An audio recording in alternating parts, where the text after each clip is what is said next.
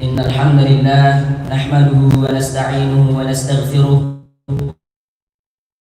wa na'udzu billahi min shururi anfusina wa min sayyiati a'malina man yahdihillahu fala mudilla lahu wa man yudlil fala hadiya lahu.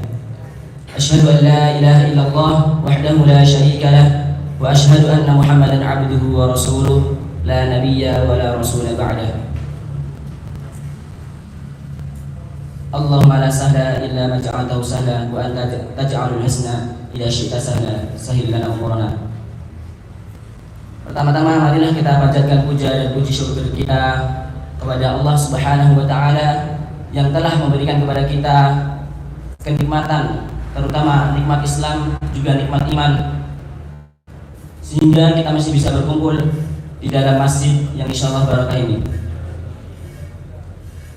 Tak lupa salawat serta salam tetap kita curahkan kepada baginda kita, Rasul kita Nabiullah Muhammad sallallahu alaihi wasallam yang telah membawa kita dari zaman kegelapan ke zaman yang terang benderang.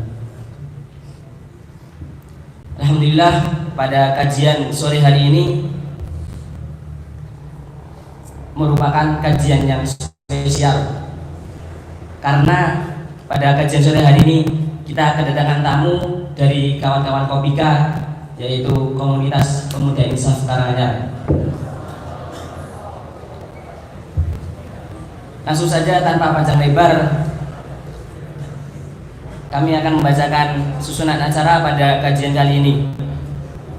Yang pertama pembukaan, yang kedua tilawah, yang ketiga sambutan dan taujih, kemudian yang keempat sharing hijrah sesi pertama, kemudian dilanjut dengan penutupan, kemudian sholat maghrib berjamaah. Dan insya Allah pada kajian kali ini akan dibagi menjadi dua sesi. Yang pertama sore hari ini, kemudian yang kedua akan dilanjut setelah ba'da maghrib insya Allah. Menuju acara yang pertama yaitu pembukaan, marilah kita buka acara sore hari ini dengan bacaan basmalah bersama-sama. Yang kedua tilawatul Quran yang akan dibacakan oleh akhina Ja'far Rizky Adib Baraba.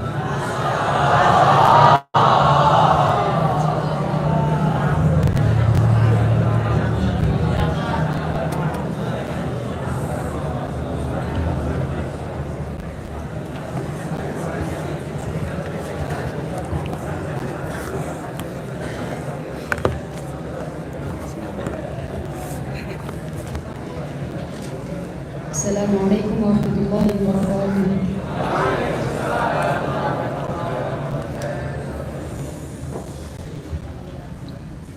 A'udzu billahi minasy syaithanir rajim.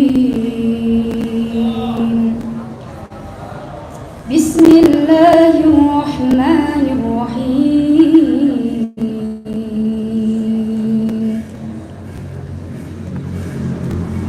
Ya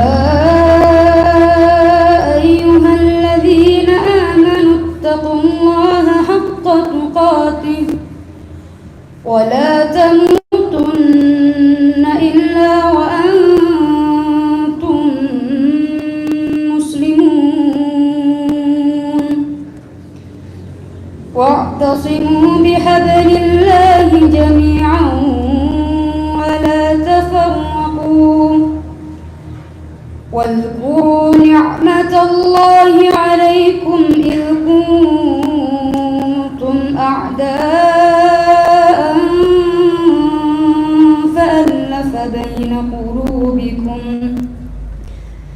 فألف بين قلوبكم فأصبحتم بنعمته إخوانا وكنتم على شفا حفرة من النار فأنقذكم منها كذلك يبين الله لكم آياته لعلكم تهتدون ولتكن منكم أمة يدعون إلى الخير ويأمرون بالمعروف وينهون عن المنكر وأولئك هم المفلحون. صدق الله العظيم. السلام عليكم ورحمة الله وبركاته.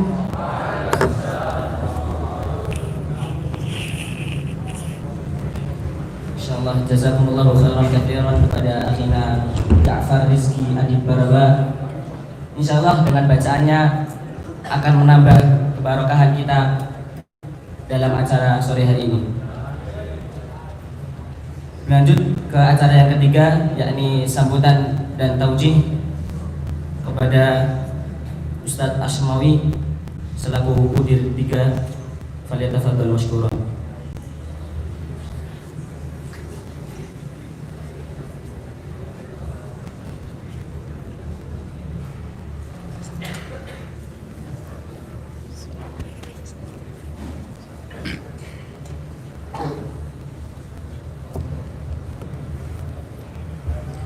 Bismillahirrahmanirrahim.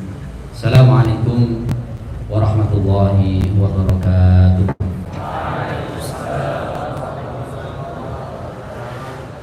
Alhamdulillahilladzi arsala rasulahu bil huda wa dinil haqq liyudhhirahu 'ala ad-din kullihi wa kafaa billahi shahida.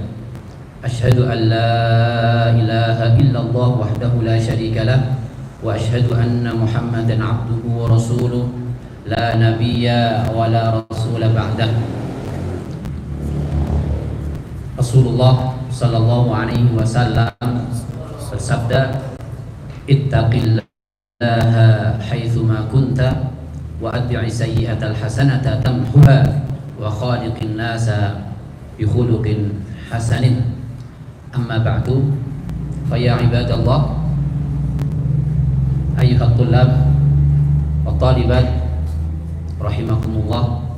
Yang pertama, alhamdulillah, syukur kita kehadirat Allah Subhanahu wa taala atas limpahan rahmat, hidayah, inayahnya, sehingga pada kesempatan sore hari ini kita kembali bisa berkumpul dalam satu majlis, satu masjid di antara masjid-masjidnya Allah Subhanahu wa taala, itu Masjid Bilal bin Rabah.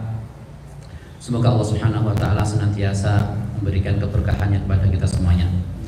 Salawat dan salam semoga senantiasa terlimpahkan pada junjungan kita Rasulullah Muhammad sallallahu alaihi wasallam, untuk keluarganya, sahabatnya, dan siapapun dari umat ini yang senantiasa berjuang dan berusaha untuk meniru, berbuat apa yang beliau Rasulullah sallallahu alaihi wasallam contohkan kepada kita semuanya. Yang ketiga, sambutan. Sebagaimana tadi disampaikan bahwa sore hari ini adalah sore yang spesial.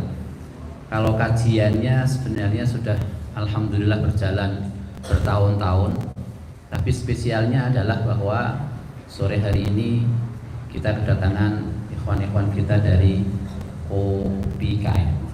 Maknanya apa tadi kepanjangannya? Komunitas Pemuda Insaf Karanganyar. Pemuda Insaf Karanganyar.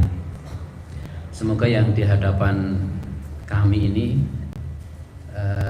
bukan termasuk pemuda insaf, tapi sudah insaf atau nggak usah melalui insaf, karena sejak lahir sampai kemudian mati senantiasa mendapatkan hidayah Allah Subhanahu wa taala. Berbicara masalah insaf, ada dua kalimat mantan santri, mantan muti', mantan ahli ibadah dengan mantan pencoleng. Na'udzubillah tsumma na'udzubillahi min dzalik. Kalau kita yang sejak lahir, antum yang sejak dilahirkan dari mulai TK sudah TKIT, SD-nya SDIT, SMP-nya SMPIT, SMP mana SMN Imtak Sigor, kemudian SMA-nya SMA Aliyah Imtak Kibar dan seterusnya, semuanya berbau pondok sampai kuliah, khatam Quran bersana dan seterusnya. Ini merupakan satu nikmat yang Allah berikan kepada kita, dan nikmat itu nikmat yang besar, di mana Rasulullah Shallallahu Alaihi Wasallam memberikan kepada kita satu wejangan, Innallaha yu'tid dunya man yuhib wa man la yuhib. Untuk urusan dunia itu sudah dijamin oleh Allah Subhanahu Wa Taala, orang yang bermaksiat ataupun orang yang taat, semuanya diberikan sesuai dengan takdir, takaran janji Allah Subhanahu Wa Taala. Wala yu'tid dina illa man ahab. Tapi untuk urusan din, untuk urusan agama, untuk urusan hidayah, Islam, iman ini hanya mereka-mereka saja yang dipilih oleh Allah Subhanahu Wa Taala. Dan insya Allah semua yang hadir di tempat ini, termasuk ikhwan-ikhwan kita dari Kopika, adalah yang terpilih, yang dipilih oleh Allah Subhanahu Wa Taala. Hanya waktu saja yang berbicara. Mereka dahulu atau kita dahulu yang warisan dari bayi sampai kemudian tua atau di pertengahan jalan mendapatkan hidayah itu di tengah-tengah umurnya, di masa mudanya, dan terus kemudian akhir dengan ikhtitam yang bagus, yang baik, dengan husnul khotimah. Tapi endingnya adalah natamanna, bahwa kita semuanya berharap ujung daripada kehidupan kita ini semuanya, apapun yang sedang kita lalui, yang sedang kita lakukan ini, itu berharap bahwa di ujung nanti kita mendapatkan satu kenikmatan yang besar, yang kita harapkan, yang kita tunggu-tunggu, yaitu satu nikmat yang disebut dengan husnul khatimah. Rasulullah Shallallahu Alaihi Wasallam bersabda, Innar rajul la ya'malu bi'amali Innar rajul la ya'malu az-zaman at-tawil bi'amali ahli jannah. Ini satu teks yang lain atau hadis yang lain, beda dengan hadis yang sering kita dapatkan. Innar rajula la ya'malu bi'amali ahli jannah. Itu yang sering kita dapatkan. Ternyata dalam riwayat yang lain disebutkan innar rajul la ya'malu zaman at-tawil. Ada kata-kata kalimat az-zaman at-tawil. Ini menunjukkan bahwa kadang orang itu berbuat amal soleh, beribadah itu dari mulai kecil sampai tuanya. Kemudian dilanjutkan, summa yakhtimu lahu amaluhu bi amali ahlil annar. Na'udzubillah tsumma na'udzubillah. Ternyata ikhtitamnya ditutup dengan satu ikhtitam, satu amalan yang buruk yang menjerumuskan yang bersangkutan kepada ahlul nar. Dan sebaliknya seperti itu, dari mulai awal, mulai kenal, mulai balik, bahkan sebelum balik, suasananya adalah suasana yang gak enak, suasananya adalah suasana lingkungannya adalah lingkungan maksiat, sampai bahkan mungkin jelang umurnya. Tetapi kemudian atas kehendak Allah, hidayah Allah, hanya beberapa waktu, disebutkan dalam hadis tulisan sejengkal saja, bahwa harusnya dia masuk pada nerakanya Allah Subhanahu Wa Taala, tetapi karena amalnya, karena kemudian hidayah dari Allah Subhanahu Wa Taala, dia termasuk ahli jannah. Padahal dari mulai kecil dan semua umurnya itu dipakai untuk kemaksiatan. Ikhwan fillah rahimakumullah, terkait dengan hadis ini, maka ketika kita melihat ikhwan-ikhwan kita, teman-teman kita yang dari mulai kenal dunia ini sampai kemudian akhirnya mendapatkan hidayah dari Allah Subhanahu Wa Taala, ini menjadi kewajiban kita bahwa kapanpun kita mendapatkan mendapatkan orang yang tipikal seperti ini, itu adalah lahan dakwah kita, dan kita harus senantiasa berhusnuzon kepada mereka. Bukan untuk coba-coba. Antum kenal dengan nanti mas-masnya dari Kopika ini, bukan untuk kemudian antum nyoba apa yang sudah mereka lakukan, naudzubillah, bukan itu. Ternyata setelah melakukan ABC, kemudian semua kemaksiatan pernah dilaluinya, pernah dicicip, pernah diamal, pernah dilakukan, kemudian kita bukan untuk kemudian meniru, naudzubillah, karena nggak ada jaminan buat kita.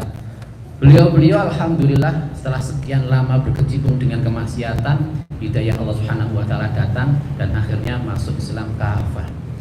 Belum tentu berlaku untuk yang lainnya. Belum tentu berlaku untuk kita semuanya. Karenanya zikir dalam Islam itu ada macam-macam dan itu sesuai dengan keadaan.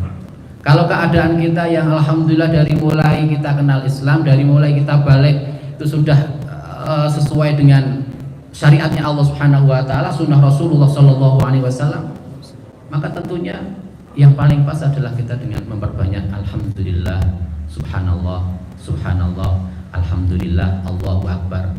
Untuk mereka-mereka yang bergelimpangan dosa kemudian tobat mendapatkan hidayah, tentunya akan memperbanyak atau zikir yang pas dengan memperbanyak zikir astagfirullah, astagfirullah, astagfirullah dan seterusnya.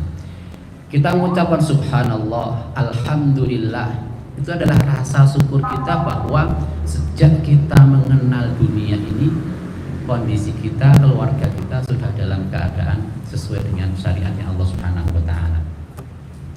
Ikhwan fillah rahimakumullah, ada satu nama yang bahkan dia adalah seorang pembunuh. Yang dibunuh ini bukan hanya sekedar ustadz, apalagi santri, bukan. Yang dibunuhnya adalah kekasihnya Rasulullah Sallallahu Alaihi Wasallam, bahkan paman beliau, yaitu sahabat Hamzah. Siapakah pembunuhnya? Wahsy. Tetapi di ujung kehidupannya dia termasuk yang mendapat hidayah Allah Subhanahu wa taala dan dia termasuk ahli surga. Kita juga tahu ada satu dai yang menjadi andalan Rasulullah Sallallahu Alaihi Wasallam, bahkan sempat dikirim di beberapa medan dakwah, termasuk ketika Musailamatul Kadzdzab berolah, maka yang dikirim adalah sahabat ini, atau nama ini, atau ism ini. Siapa ya? Rajal bin Unfuwah. Dia adalah seorang dai. Dia menguasai ilmu syariat, sunnah-sunnah Rasulullah SAW dia kuasai. Sekali lagi dia adalah seorang dai, hafid bahkan mungkin. Tetapi di ujung kehidupannya, ketika dia mendapatkan tugas dari Rasulullah SAW untuk mendakwai Musailamatul Kadzdzab, dia tergoda dan akhirnya terjungkal, dan di akhir hayatnya ditutup dengan su'ul khatimah karena dia murtad dari agama Allah Subhanahu wa taala. Cukup dua profil ini menjadi pelajaran buat kita bahwa keimanan kita, amannya kita, adanya kita di tempat yang kondusif seperti ini itu jangan kemudian membuat kita nyaman seakan-akan kita sudah paling iman, paling taat, paling muti. Bukan. Urusan kita masih sampai kemudian di ujung hayat kita. Dan ketika kita melihat saudara-saudara kita yang masih berkelimpangan dosa dan maksiat, maka posisikan kita sebagai dai, dan mereka adalah target kita untuk kemudian kita ajak kepada Allah Subhanahu wa taala. Wal akhir kullu syai' bil khawatim, bahwa semuanya nanti akan ditentukan dengan ikhtitamnya, yaitu akhir hayat kita. Antum yang mungkin 2 bulan di sini, 1 tahun di sini sudah khatam, belum tentu di akhir kelas 3 ikhtitamnya itu masih kemudian sempurna sebagaimana di awal. Belum lagi nanti jenjang berikutnya, dan seterusnya. Dan yang lebih mengerikan adalah bahwa sekali lagi yang perlu kita perjuangkan adalah senantiasa kita minta pada Allah Subhanahu wa taala bahwa di akhir hayat kita, apapun kondisi kita, posisi kita, yang kita inginkan adalah di akhir hayat kita masih tetap memegang Al-Qur'anul Karim. Sebagaimana yang sering disampaikan oleh beliau Ustaz Syihabuddin, bahwa yang namanya hafizul Quran itu bukan mereka yang cepet-cepetan khatam, lancar-lancaran khatam, bukan. Tetapi hafizul Quran adalah ketika di kematiannya, di masa-masa nazaknya, dia masih sering deres nyebut murojaah, yaitu Al-Qur'anul Karim. Semoga Allah Subhanahu wa taala izinkan kita semuanya, memberikan hidayah kepada kita semuanya Al-Qur'an insyaallah, yaitu di akhir hayat kita mengisinya, mengakhiri akhir-akhir kehidupan kita itu dengan tilawatul Quran. Tentunya hal itu bukan salah bim kemudian selesai begitu saja, bukan, tapi harus kita mulai sekarang ini. Kita harus berusaha untuk ayo kita amal itu, kita murojaah itu kita seringkan, kita baca, kita perbanyak sampai saat ini. Kemudian harapan kita adalah di akhir hayat kita nanti kita mendapatkan apa yang sudah biasa kita lakukan, yaitu tilawatul Quran dan murojaatul Quran. Selamat antum bertemu dengan komunitas baru. Sekali lagi semoga beliau-beliau yang ada di Popika tadi benar-benar menjadikan antum terinspirasi untuk kemudian satu, bersyukur dengan keadaan antum, yang kedua, jangan coba-coba apa yang sudah mereka coba. Ingat ya, jangan coba-coba apa yang beliau-beliau lakukan. Alhamdulillah beliau-beliau mendapatkan cobaan yang pahit yang mereka lakukan itu bukan atas kesengajaan. Kemudian bisa kembali lagi, itu satu kenikmatan yang besar. Tapi antum yang belum pernah melakukan, jangan pernah coba-coba kemudian tak nyoba apa yang di buku nang itu ciu sak kuplit, enggak. Allah enggak, bukan itu. Tapi adalah yang bisa kita ambil dari beliau adalah hikmah, bahwa satu, yang namanya kemaksiatan itu bukan langsung besar. Namanya kemaksiatan itu sedikit, dikit kemudian besar, sampai kemudian akhirnya sulit untuk kembali kepada normal kembali. Sampai puncaknya ketika orang itu sudah melakukan satu kemaksiatan yang besar dan dia sadar tobat, coba tanyakan kepada beliau-beliau, kira-kira mudah tidak untuk kemudian langsung tobat? Aku tobat dino ini, selesai tobat, kemudian langsung begitu saja mulus? Saya kira juga tidak. Mestinya akan bertahap tobat, mungkin dicibir orang, sok gaya, sok alim dan seterusnya, gagal lagi, kemudian besok coba lagi, gagal lagi, besok coba lagi, gagal lagi, sampai akhirnya kemudian Allah Subhanahu wa taala menguatkan semuanya. Jadi kita yang tidak berada di posisi itu, jangan coba-coba, dan yang pas adalah kita mensyukuri nikmat ini dengan terus mengisi waktu-waktu ini dengan senantiasa beribadah taat pada Allah Subhanahu wa taala melalui tahfidzul Quran karimah. Barakallahu fikum. Assalamualaikum warahmatullahi wabarakatuh.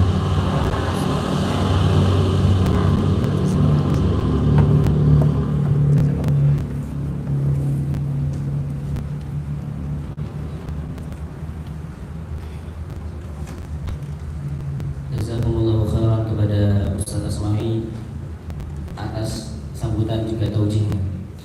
Semoga dengan nasihat beliau menambah keimanan kita, juga menambah semangat kita dalam berbuat kebaikan. Kemudian berlanjut ke acara yang keempat, yaitu sharing hijrah sesi pertama. Di sharing hijrah sesi pertama ini insyaallah akan diisi oleh beliau. Yang pertama Bang Roni Bodaks, ex preman, ex Pang Solo, ex anak Pang Solo. Kemudian yang kedua Bang Ucil, ex anak Pang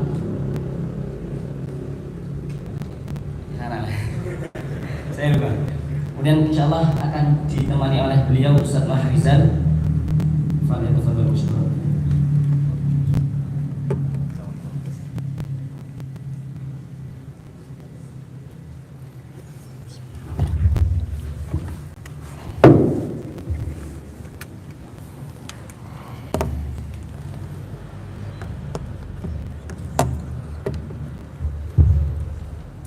Bismillahirrahmanirrahim. Assalamualaikum warahmatullahi wabarakatuh. Waalaikumsalam warahmatullahi wabarakatuh. Hamdan na'imin, hamdan syakirin, hamdan yuwafi ni'amahu wa yukafi'u majidah. Wassalawatu wassalam ala habibinal mustafa wa ala alihi wa sahbihi wa mawalah. Allahumma la sahla illa ma ja'altahu sahla wa anta taj'alul hasna idza syi'ta sahla. Rabbi shrahli sadri wa yassirli amri wahlul 'uqdatam min lisani yafqahu qawli. Amsayna ala fitratil Islam wa ala kalimatil ikhlas wa ala dini nabiyyina Muhammadin sallallahu alaihi wasallam wa ala millati abina Ibrahim hanifa wa ma kana minal musyrikin. Yang kami cintai beliau Bro Ucil kiri saya, dan juga beliau Bro Roni Bodak kanan saya. Beliau alhamdulillah pernah tampil di Hafid Indonesia sebagai bintang tamu. Takut viral langsung lari ke desa gitu ya. Dan juga para hadirin dan hadirat yang tidak bisa kita sebutkan satu persatu. Mudah-mudahan berkumpulnya kita di sore hari kali ini mendapatkan ibrah dari apa yang nanti akan beliau sampaikan, agar supaya apa? Dulu rata-rata para sahabat itu bertanya kepada Rasulullah Muhammad sallallahu alaihi wasallam tentang sebuah kemaksiatan, tentang sebuah kebaikan, keutamaan dan lain sebagainya. Tetapi ada seorang sahabat yang bertanya tentang kemaksiatan dengan tujuan agar supaya tidak terjerumus kepada kemaksiatan tersebut. Maka dari itu nikmat hidayah yang kita dapatkan ini insya Allah nanti akan dikuatkan oleh beliau berdua ini, agar supaya hidayah yang sudah ada pada diri kita tidak tercabut dari diri kita disebabkan kelalaian atau maksiat yang akan dikerjakan. Maka dari itu inilah pentingnya tawasi bil haq wa tawasi bis sabr, agar supaya kita saling mengikat hidayah ini satu dengan yang lainnya. Sampai kapan? Sampai kita menghadap Allah Subhanahu wa ta'ala. Yang selanjutnya yaitu untuk mempersingkat waktu, insya Allah nanti beliau masing-masing 5 menit untuk menyampaikan profil kehidupannya atau profil pendidikannya, keluarganya, tempat tinggalnya dan lain sebagainya, agar supaya suatu saat nanti kita ketemu mereka berdua tidak kaget sehingga kita menjadi saudara dimanapun kita bertemu. Yang pertama insya Allah akan disampaikan oleh beliau Al-Akh Bro Roni. Waktu kami persilahkan.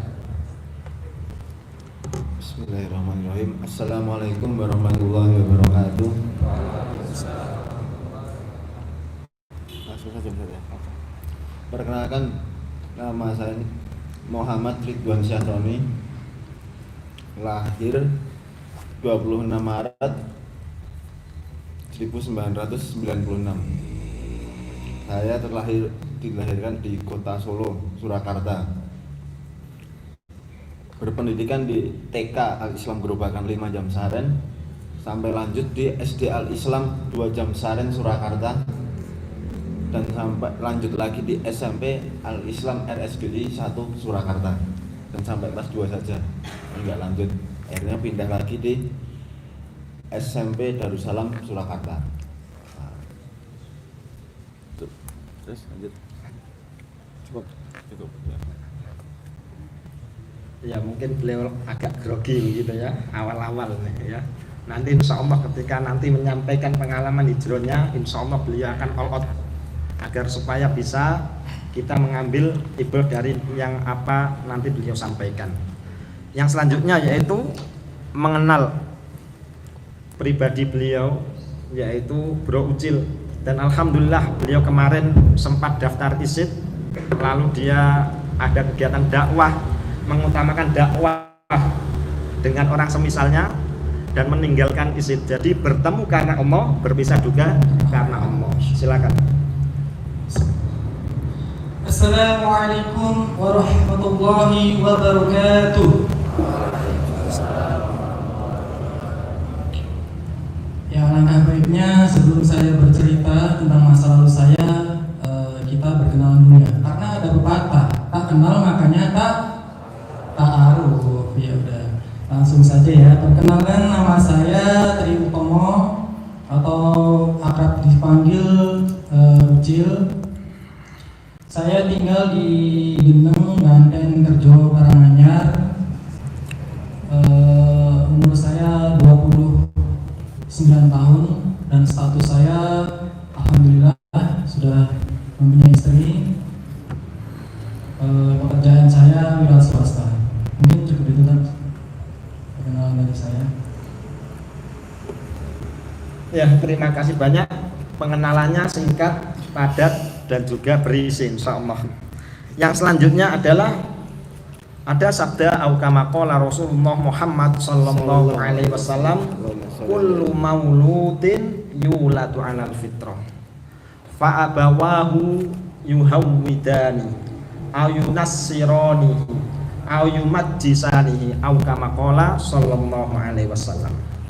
Jadi masing-masing manusia dilahirkan oleh ibunya dalam kondisi fitrah yang menjadikan mereka ini menjadi Nasrani ataupun Yahudi ataupun Majusi. Asbabnya adalah kedua orang tuanya. Dan alhamdulillah binikmatihi tatimmus sholihat, mayoritas kita ini lahir dari ibu-ibu, bapak-bapak yang Allah mentakdirkan sudah beragama Islam. Tetapi nanti ada asbab, kenapa kok bisa seseorang itu dilahirkan dari keluarga baik, keluarga muslim, terjerumus kepada sesuatu yang dibenci oleh Allah Subhanahu wa ta'ala. Tentunya masing-masing orang yang terjerumus itu modelnya bermacam-macam. Maka kita akan mendengarkan bagaimana ceritanya kok bisa Bang Roni ini bisa terjerumus ke sebuah kemaksiatan. Sebabnya itu kenapa? Ketika nanti beliau sampaikan, agar supaya nanti kita bisa, oh ternyata ada sebab-sebab yang menjadikan seseorang itu terjerumus. Maka pengalaman yang nanti beliau sampaikan untuk menjadi ibrah bagi kita semuanya. Waktu kami persilahkan.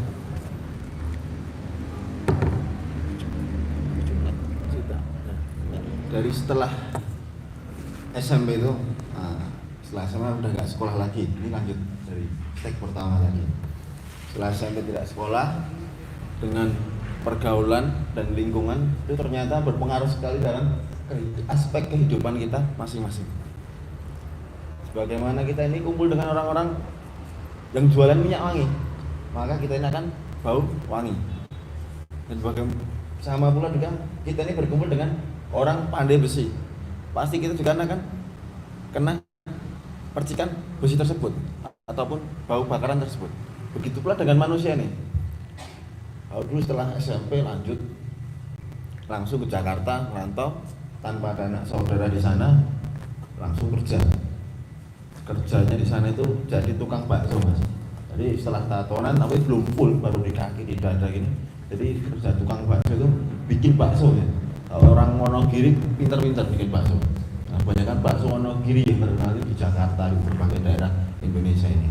Nah, bikin bakso di zamannya itu 2011 ya, 2011, kurang lebihnya 2012.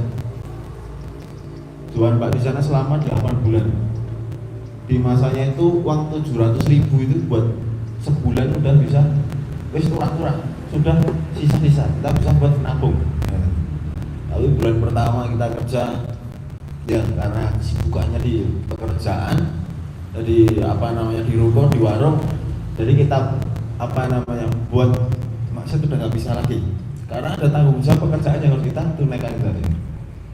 Ya, kita kerja selama 3 bulan, gaji 700.000 itu sebulan pertama digaji utuh, bulan kedua utuh, bulan ketiga 4, 5, 6, 7, 8 cuman separuh terus. Nah, saya ini bingung ini kerja apa dikerjain gitu. Sampai akhirnya saya berpikiran berpikiran curang. Aku kerja ketok tenaga di blonjo separuh tok.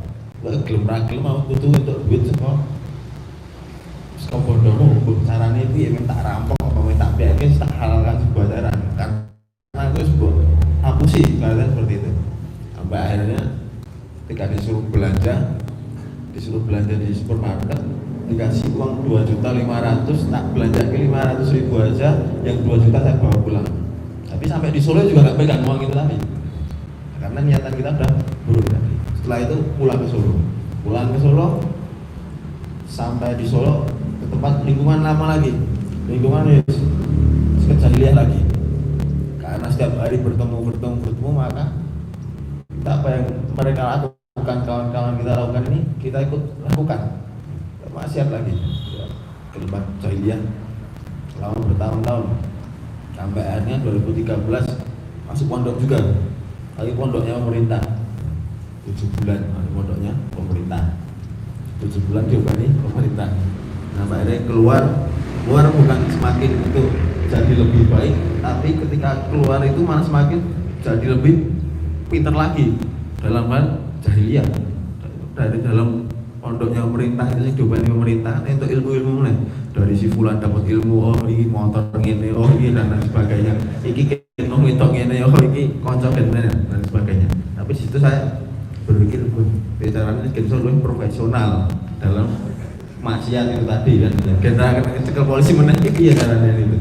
Dan singkat cerita, setelah 7 bulan di pondok pemerintahan tadi keluar Jakarta lagi, saya berangkat ke Jakarta lagi sama kawan saya, sama sahabat saya berangkat ke Jakarta, cuman bawa mesin tato itu sama tinta. Jadi 1 koper itu senjata ini cuma 1 koper sama perlengkapan ganti baju. Dan 2 orang, ada orang yang dituju di daerah Depok sana. Alhamdulillah terus sekarang orangnya sudah hijrah juga, yang kita teman kita yang di sana itu. Kita datang hampir 1 tahun, 8 bulan lebih saya hidup di sana. Kita ketemu orang Jakarta, ketemu orang Batak, ketemu orang Medan, berbagai daerah, berbagai suku ngumpul dari sana. Ketika kita maksiat di sana semua, artinya kita melakukan keburukan selama bertahun-tahun, sampai akhirnya pulang lagi, balik lagi, udah mondar-mandir. Apa akhirnya di Solo, saya stay di Solo di rumah itu yang awalnya buat tempat dagangan bapak, almarhum bapak itu saya buat studio tato. Tapi cuman covernya saja studio tato itu, covernya studio tato, tapi dalamnya ya macam-macam kan itu kan. Sampai datang polsek, datang Polres, datang Polda, datang udah ada. Sampai itu saya udah pusing kan. Ini gimana? Kalau udah gua mentok ini gitu loh ini. Nah, kalau tambah sugih malah tambah kosong. Dan akhirnya singkat cerita, disitulah merasakan titik jenuh. Mau ngapain lagi gitu. Tato, badan udah penuh tato. Narkoba apa aja udah ngerasain kan gitu. Pergaulan apa kita udah pernah nemuin. Kayak bingung. Seakan-akan ini di titik paling ibarat kalau orang jauh udah dilonsor, udah rendah gitu. Ini mau ngapain lagi udah bingung. Nah, di situ itu di tahun 2016 lebihnya, 2016. Di situ sampai akhirnya ada satu permintaan dari ibu. Nah, di situ sampai mentok, udah dekat jahiliyah, mentoknya di situ. Nah, udah, wes kahanan apa duwe kok ya ora ngrasake bahagia, ora ngrasake mulya. Mun duwe motor ya ora mulya, nek kredit ra mulya, duwe pacar ya ora mulya, ya iku sisine iku dijali jajan wae. Nah, sampai akhirnya bingung Mas, bingung. Aku ki meh ngopo meneh urip kok ya kudu monoton kan gitu. Monoton, kurang enak ekspresine, kurang enak sensasine. Apa yang belum saya coba? Karena saya sendiri pribadi orang yang kalau orang katakan nih diomongi mesti pengen nyoba. Namanya Mas, kalau ada orang cerita, di sana itu katanya ada pocongan nih, ibarat seperti itu ya. Di pohon itu ada pocongan. Pasti saya tengok ke sana. Ya apa enggak? Orangnya senengannya apa namanya? apa? Penasaran. Suatu hal apapun, entah itu hal buruk ataupun hal baik, saya itu semua penasaran semua sampai sekarang. Ya, jazakumullahu khairan. Kalau dulu sahabat mengaplikasikan fattaqullaha mastata'tum. Itu para ulama mengatakan bahwa mastata'tum adalah aqsal quwwah, yaitu mentok-mentoknya ketaatan pada Allah Subhanahu wa taala. Sehingga para sahabat itu baca Qur'annya disetel lagi sudah nggak bisa. Sholatnya ditambah lagi sudah nggak bisa. Kenapa? Karena mereka ini mengerjakan ketaatan sudah mentok. Ditambah lagi sudah nggak bisa lagi. Begitu juga sebaliknya tadi Mas Roni tadi ya. Kemaksiatan, segala kemaksiatan sudah pernah dia coba. Sampai mentok gitu loh, bingung. Mau ngerjakan maksiat apa lagi kan bingung begitu. Tetapi intinya dari awal apa yang dia rasakan yaitu intinya di pergaulan itu saja. Setelah itu di tempat yang salah yaitu komunitas. Maka penting bagi kita komunitas yang baik dan pergaulan yang baik. Sesungguhnya kita berkumpul di sini adalah atas kehendak Allah Subhanahu wa taala, ditempatkan di tempat-tempat yang baik ini, alhamdulillah. Yang selanjutnya adalah Mas Roni, silakan. Mas Ucil ya, Mas Ucil. Awal saya turun ke jalan menjadi anak pang itu sekitar tahun 2009. Jadi perjalanan dulu saya dari kecil sampai SMP itu bisa dikatakan belum nakal ya. Saya SMP pun prestasi, ekstrakurikuler, drum band, pramuka, OSIS, rock, semua itu saya ikutin sampai OSIS juga. Nah, awal saya itu soalnya kan masa-masa SMP itu masih masa-masa labil, masa-masa pencarian jati diri. Jadi saya lulus dari SMP, saya ke jenjang SMA. Nah disitulah dimulai. Jadi saya itu bisa dikatakan salah pergaulan, salah memilih teman. Jadi teman bangku saya itu awalnya pendiam ya, nggak banyak ngomong, nggak banyak tingkah, ternyata malah menjerumuskan. Jadi dulu itu saya nggak kenal yang namanya rokok, yang minuman, tapi sama teman saya itu diajak ke kantin, dicoba suruh ini loh, tahanan kok gak merokok, gue banci ya gitu. Jadi ya dari situ saya mulai mencoba awalnya dari rokok, semua itu dari rokok, akhirnya rokok ke minuman keras dan sebagainya. Akhirnya saya sekolah pun di SMA itu cuma 4 bulan, saya dikeluarkan karena kasus saya menantang guru untuk berkelahi, mungkin karena sebuah apa ya, kayak kuis gitu, kayak sopo sing wani nantang guru bakal oleh iki. Nah, akhirnya saya berani. Dan akhirnya saya menantang guru tersebut dan saya dikeluarkan. Saya dipindahkan sekolah lagi sampai saya SMA itu sampai 3 kali dan nggak selesai semua. Akhirnya saya menjadi pengangguran. Rumah saya itu dekat dengan tempat nongkrongnya orang-orang. Jadi anak muda dari Sragen, Karanganyar itu tempat kumpulnya di situ. Jadi kayak sebuah bukit gitu. Jadi tempat favoritnya. Nah di situ itu banyak setiap minggu itu anak muda dari berbagai daerah itu kumpul di situ dengan melakukan mabuk-mabukan pesta miras. Akhirnya saya itu kenal salah satu dan diajak, akhirnya mengenal. Tidak sampai di situ, saya itu kan masih masalah masih labil sekali ya, belum bisa, pokoknya ya wis ngalur apa jadi konco. Saya diajak minuman keras, terus saya diajak awal itu nonton konser, terus diajak ngamen, akhirnya nggak pulang sampai tahun 2012 saya berjalan. Jadi hampir semua kota besar di Indonesia ini sudah saya singgahi, dari Jakarta, Bandung, Jogja, Semarang, Bali, Malang, itu hampir semua itu saya singgahi. Dan tahun 2012 saya bekerja di Bali. Saya di Bali di studio tato. Jadi kan awal tato saya itu udah lama sih, cuman di Bali mulai penuhnya karena yaitu tadi teman-teman itu sangat pengaruh dalam kita kedepannya gimana, itu sangat pengaruh sekali. Kalau di lingkungan kan kalau teman kita baik, kita juga akan ikutan baik. Kalau teman kita buruk, kita akan ikutan buruk. Jadi kalau di Bali itu kan banyak mayoritasnya itu kan tatuan semua. Jadi kayak kalau kita nggak tatuan itu nggak pede gitu rasanya. akhirnya tato penuh. Terus 2012 sampai 2013 di Bali, saya pindah lagi di Malang bekerja di diskotik, akhirnya 1 tahun, dan saya pindah di Surabaya. Nah, di Surabaya ini puncak-puncaknya saya nakal. Jadi hampir sama sih saya sama Mas Roni itu. Kayak kalau di game itu levelnya udah habis, udah selesai. Jadi wis game over gitu. Di Surabaya itu saya bekerja di salah satu diskotik.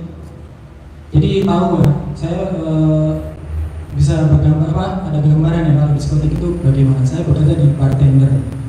Bartender itu kalau coro Jawa itu pengoplos minuman. Ya, tapi kelasnya kelas menengah ke atas.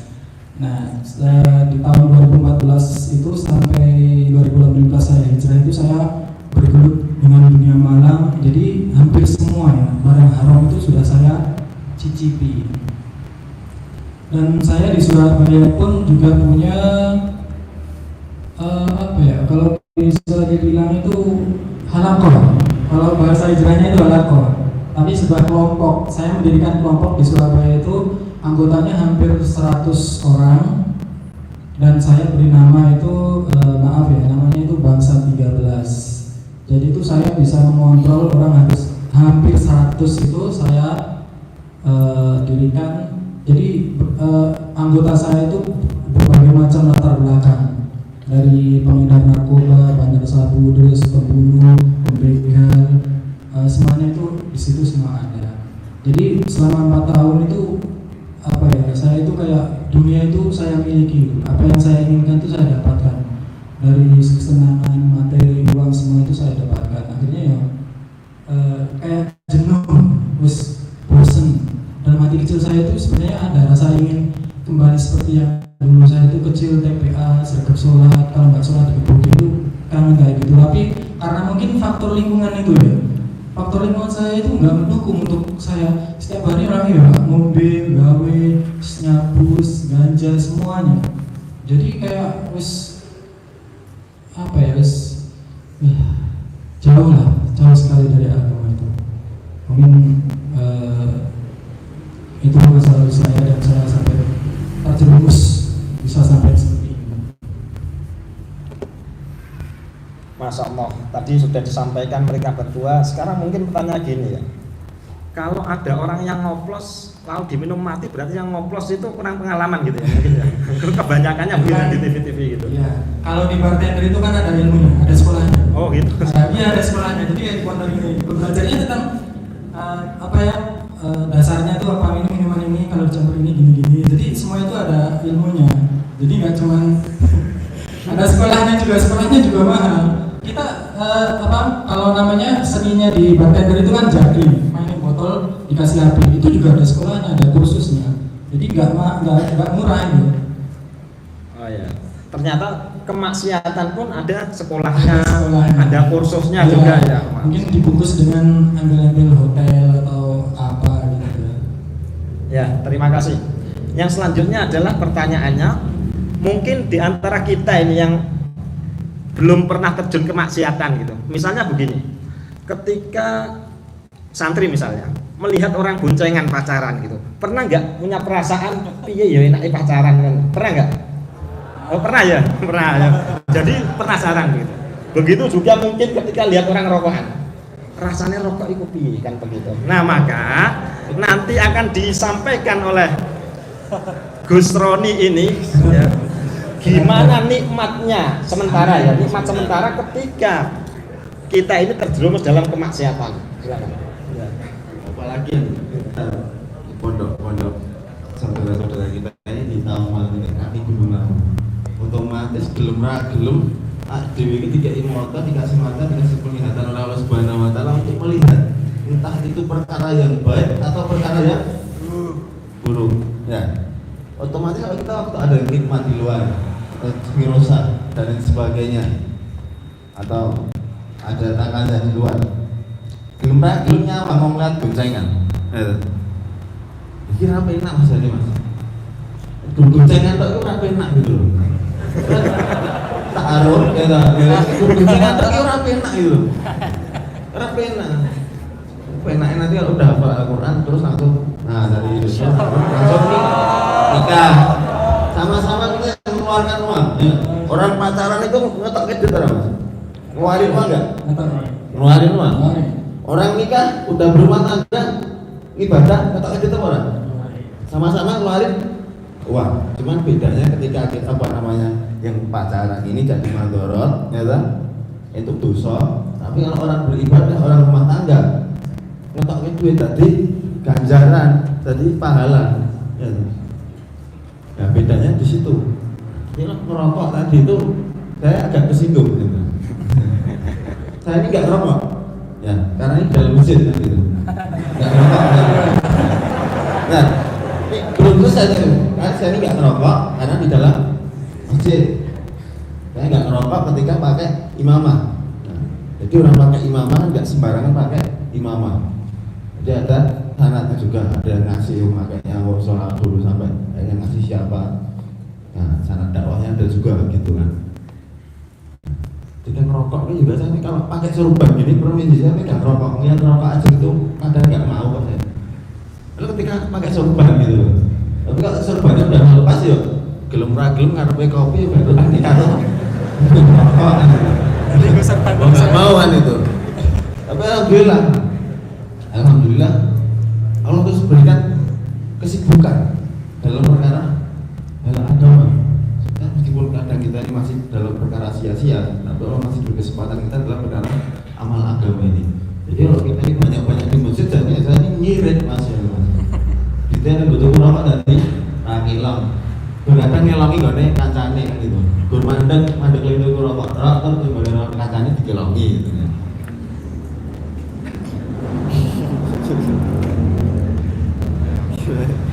Jadi sekarang ini perasaan Mas Roni ini ketika pada waktu itu sedang melaksanakan kemaksiatan. Jadi orang lain itu melihat kemaksiatan kan pengen nyoba kok enak dan lain sebagainya. Yang merasakan sendiri bagaimana itu rasanya? Sebuah kemaksiatan yang dikerjakan dulu yang pernah dikerjakan oleh Gus Roni. Contoh lah ya, sing mungkin yang enggak begitu berpengaruh dengan teman-teman alkohol. Dimana di apotek orang jual alkohol ada 40%, 70%, 90% ada semua ya. Ketika kita ini bingung, itu pengen untung gitu. Itu mas, terus setelah itu kita hilang kesadaran dan kita ini mabuk. Itu pada keadaan lagi mumet sirai lagi masalahnya udah setelah mendem ya nangis turun masalah malah tambah meneh. Jadi bukan hanya kita ini untuk menyelesaikan masalah, tapi malah menambah masalah. Dan kita ini bermaksud, kita ini minum alkohol sebenarnya bukan untuk menyelesaikan masalah, tapi menambah masalah. Tangi turun loh, HP ku neng di wah tak ada kena kondisi bulan. Loh motor pun neng di BKB itu tak lupa kena kono di kalah main di mana berarti kena alkohol. Dari pembuka maksiatan segalanya di situ. Nah, berawal dari alkohol jadi kemana-mana. Jadi Pak, kalau kita ini dikatakan nikmatnya nih, naudzubillah, jangan sampai kita ini merasakan kenikmatan bermaksiat. Tapi kita harus selalu berdoa agar senantiasa Allah berikan kenikmatan dalam keadaan taat pada Allah Subhanahu wa taala. Jazakumullah khairan. Yang selanjutnya yaitu Mas Ocil, silakan. Pengalaman menjadi anak jalanan, gimana rasanya? Pengalaman saya itu dulu itu kan awalnya karena saya itu terkekang di keluarga itu. Saya sama bapak saya itu jenenge masa-masa SMP senang-senangnya tulan, mulai sekolah aku mulai mau sekolah akhirnya apa tuh apa ya kayak berontak. Jadi kayak anak muda masa-masa SMP SMA itu nggak bisa kalau terlalu dikekang itu pasti akan golek cerai apa orang ini. Jadi dulu saya itu terlalu terkekang, akhirnya saya itu kayak berontak dan menemukan teman yang salah, akhirnya tepat terus. Jadi diajak di jalan itu rasanya itu kayak saya itu kalau burung disangkar itu dilepaskan bebas, wistarnya di jalanan itu saya mau merokok, saya mau minum, saya mau pakai obat-obatan, saya mau pada tujuan balik mau ngobois kelakon. Akhirnya dari situ pun awalnya saya dulu nggak merokok, akhirnya kenal rokok. Dari rokok akhirnya pun ke minuman keras. Karena apa, kayak barang-barang tersebut tuh kayak modelnya ada tingkatannya. Dari rokok, rokok menginit tok, akhirnya minum, mabuk, akhirnya gak cukup mengikut tok, naik level dosisnya, tambah dikenakan sama obat-obatan keras, obat-obatan terlarang. Berarti pil koplo kita nikmati, terus lama-lama dosisnya naik, jadi dikasih barang-barang yang naik. Jadi kayak gak ada puasanya gitu. Jadi kita dikasih A udah dikonsumsi, udah biasa, kita cari yang B dan segitu terusnya. Jadi kejenuhan itu yang membuat saya itu kayak ingin seperti Mas Rani bilang itu penasaran itu juga. Jadi saya itu dulu itu di jalanan dikasih apa sih saya makan. Jadi nggak lihat ini apa, jadi dikasih saya makan. Oh ini naflet, oh ini gatel-gatel, oh ini. Tapi cuman beberapa saat saya itu merasakan nikmatnya barang-barang tersebut. Habis itu kalau udah efeknya habis, itu badan sakit, yang sampai gatal-gatal kalau nggak cocok, sampai nanahan juga ada. Karena apa? Badan kita itu apa ya? Barang kimia itu kan dosisnya bukan untuk tubuh kita yang apa ya? Ibaratnya kan ada obat-obatan itu kan ada dosisnya, 0,5 mili, 1 mili, 2 miligram itu kan. Nah, kalau kita kasih terus, itu kan lama-lama body kita kan tubuh kita itu kebal. Akhirnya kita tambahin lagi. Yang pertama kita makan ibaratnya 1 butir, lama-lama tambah 2, tambah 3 dan seterusnya. Jadi apa ya?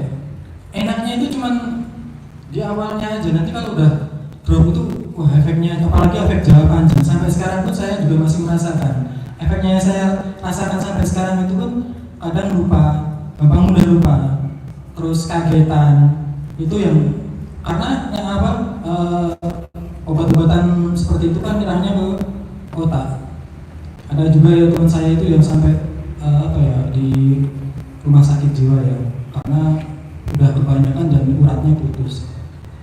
Jadi sampai Masya Allah, jangan sampai lah teman-teman ini mengenal lah, apalagi mencicipi barang tersebut.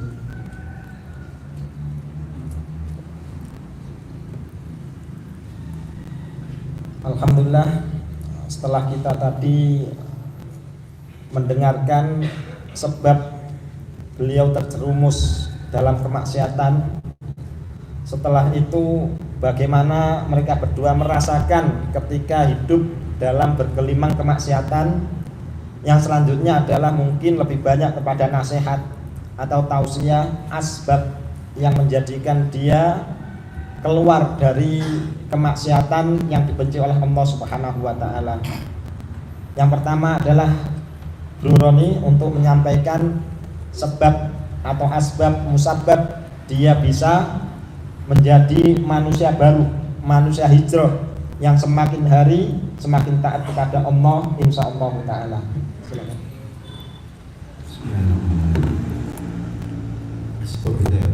Ini lanjutkan dari step 3 tadi yang pertanyaan berikutnya. Karena memang hidayah ini perlu kita usahakan dan kita upayakan. Kalau bergerak nang omah di rumah orang tua omah kapan hidayah turun? Ya, hidayah ini penting, tapi usaha atas hidayah ini lebih penting. Agama ini penting, tapi usaha atas agama ini lebih penting. Bagaimana kita ini saudara-saudara kita agar dapat mengenal amal agama ini bagaimana? Ketika Allah Subhanahu wa taala berikan kesempatan di tahun 2016 itu, ibu dari Jakarta kita telepon, Mas Roni, ibu pengen pulang karena bapak tahun 2015 atau 14 yang lalu itu sudah meninggal di Jakarta, mau pulang ke Solo. Akhirnya ibu balik lagi di Jakarta. Setelah berapa bulan kemudian Mas Roni, ibu pengen ngaji, ibu pengen pulang ke Solo, tapi syaratnya Mas Roni buat ngaji lagi, buat sholat lagi kayak dulu ketika waktu masih SMP, ketika masih kecil. Dan ketika itu saya bangun tidur jam 8-9 pagi itu saya langsung bilang teman mau nggak mau ya Bu, insya Allah Bismillah. Dah, niat saya cuma itu aja. Berapa hari kemudian karena di rumah itu masih buat tempat studio, masih buat tempat orang bermaksiat berbagai macam segala di situ, maksiat di situ, saya bingung sampai akhirnya bingung ini gimana caranya biar teman-teman ini nggak di sini lagi, ini gimana? Karena kalau orang satu lawan orang 8 ini itu kalah makanya ya kan? Secara logika kan itu, karena dari tenaga, dari strategi kita bisa buat yang lain. Tapi ketika di situ lalu berikan kemudahan rakitan kok yang padu sih kalau kontrolin ya ada seperti itu. Berantem dulu kita udah berantem sama kawan, akhirnya kawan pergi dari itu udah dong anyel dengan sengaja saya bikin bicara ini kawan-kawan bikin anyel karabuan gitu. Bikin strategi, saya mikir saya harus seperti ini. Setelah saya coba saya lakukan ternyata berhasil. Berhasil, teman-teman pergi udah nggak pada nongkrong di sini.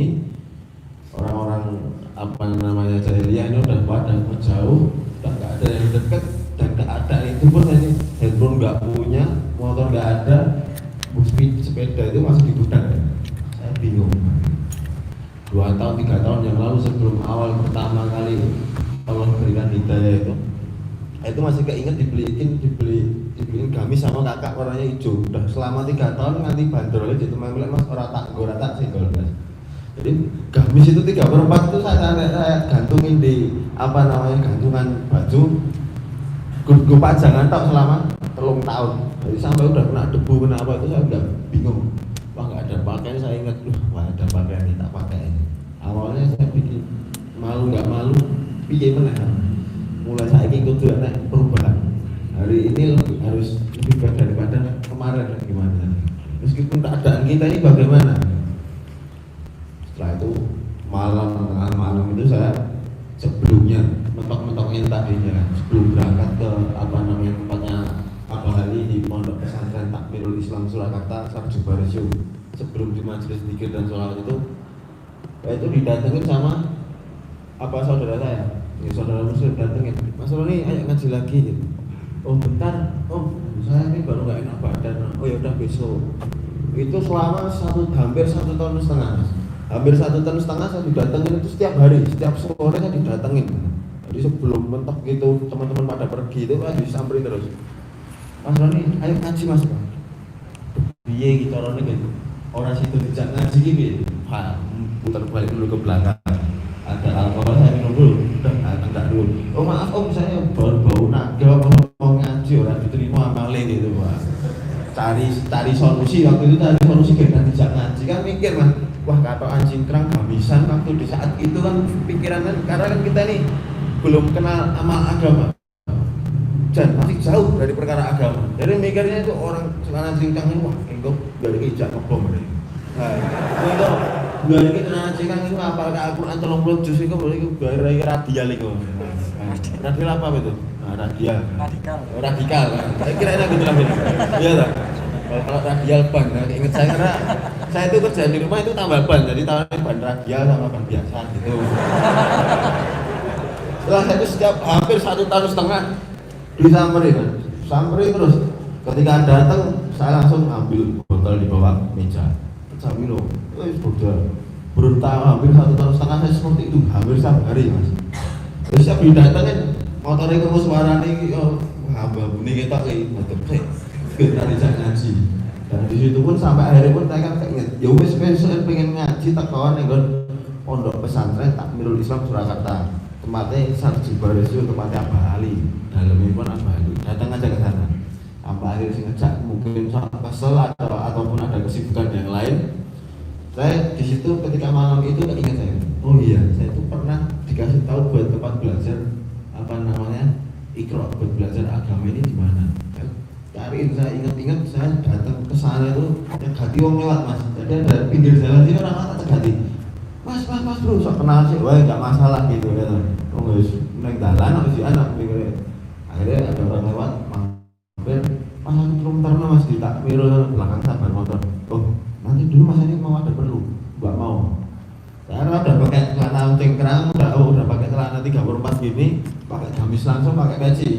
Itu pun belum tahu ki nganggo gamis ki ngopo ki ora ngerti Mas. Kok katok 34 ki ngopo ki enggak tahu gitu.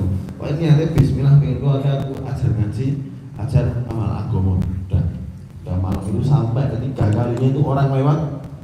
Nah, disitulah Allah berikan pertolongan gitu. Ketika kita ini berusaha sekali gagal, kedua kalinya gagal lagi, ketiga kalinya ini kita ini masih bersabar enggak ini? Kita masih berjuang apa enggak gitu. Ketika gagal kita berjuang lagi, ketika gagal berjuang lagi.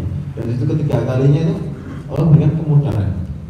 Nah, ada anak muda mungkin di bawah saya umurnya datang, "Loh Mas, mau kemana Mas?" Tanya. "Oh ya Mas, tolong anterin saya di Pondok Takmirul Islam di Sarjubalusu, tempatnya Pak Ali." Sampai akhirnya suruh nganterin, "Sik Mas, kowe wis nang ngirim kok ngimpi kok Mas."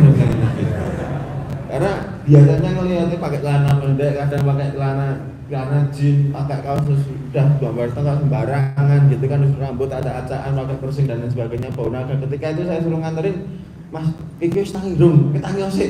Ditepuk pundaknya. "Kita ngosik kok tak terke, ra apa-apa sik." Cerewet terno hari. Biar cepet dan diterke gitu. Wis kita terno enggak usah banyak pertanyaan gitu. Sampai akhirnya di jalan itu ditanyain lagi, "Mas, kowe nang ngimpi Mas?" "Kowe nek opi santas."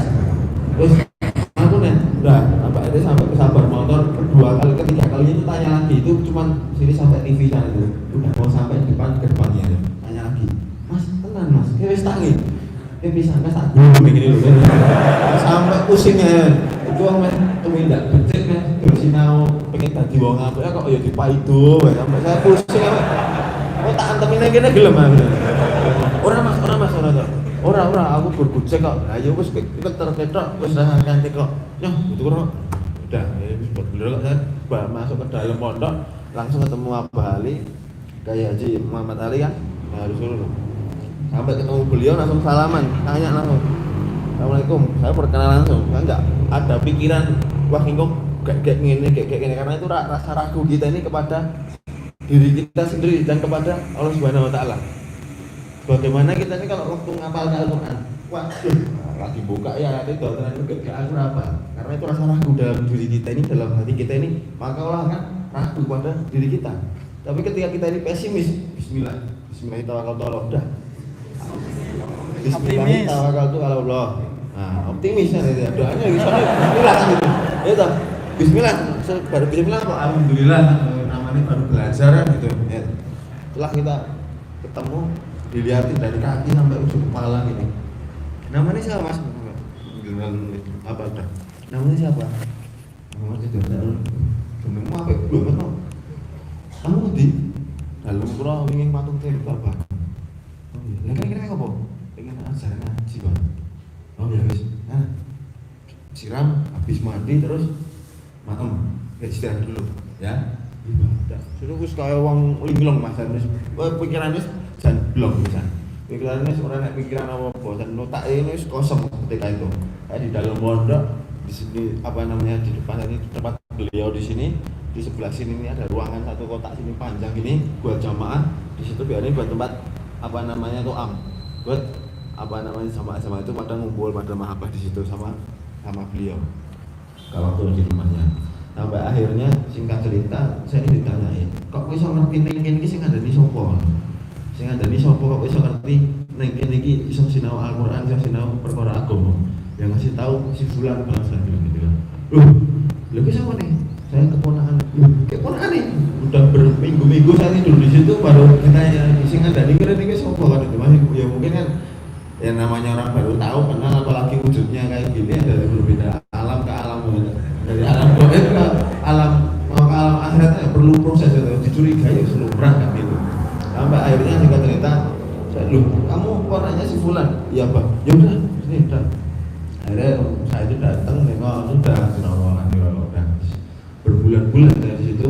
Sampai akhirnya saya udah pulang ke Solo. Waktu pulang ke Solo itu saya tuh dibangunin sama om saya tadi tuh, "Mas ini bangun, waktunya sudah habis." Bilang gitu loh, habis sholat subuh tidur lagi kan, habis begadang liar-liar waktu mau entek ya di depannya ini orang pakai taliban sing tidur pakai jubah. Wah ini malaikat di mana ini? Bingung Mas, karena secara tidak belum sadar gitu loh. Habis sholat subuh ngantuk banget gini, akhirnya habis assalamualaikum masuk ke dalam pondok tidur langsung bekset, udah digugah waktumu sudah habis gitu, udah kayak gini jenggotnya doang, tarik bener-bener mati di malaikat gitu, gitu lagi tobatnya pada malaikat hari ini. Sampai akhirnya singkat saya pulang ke rumah. Selama kurang lebih 1 tahun saya belajar di tempatnya Pak Hal itu, saya memutuskan buat pulang ke rumah, akhirnya pulang ke rumah ibu sama adik ya.